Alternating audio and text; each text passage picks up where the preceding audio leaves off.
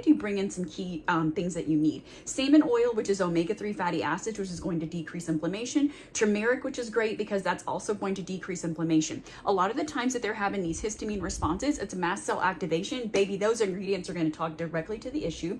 Fennel, which is great because it calms digestion, helps bloating, helps with digestion as far as processing the food. Apple cider vinegar, licorice root, you need that to calm. You don't really think about it, but when someone is in a histamine flare, even our fur babies, they're more ramped up, their nervous system is up, they have more anxiety, different things like that. So being able to bring in this valerian root and this licorice root is going to be very, very helpful. And then spirulina, overall, as far as a binder, just binding toxins and helping them poop and pee it out. It is what it is, but you need that great combination. Okay, so if you're looking for a way to support your fur baby as we go into the spring and the summer with all the allergies and immune system, this is what you're looking for. So this is the first product that I've ever seen that had the probiotic blend, the salmon oil, and the colostrum. Most people just have the probiotic blend. The colostrum is what's really going to come in and help heal the gut of your fur baby.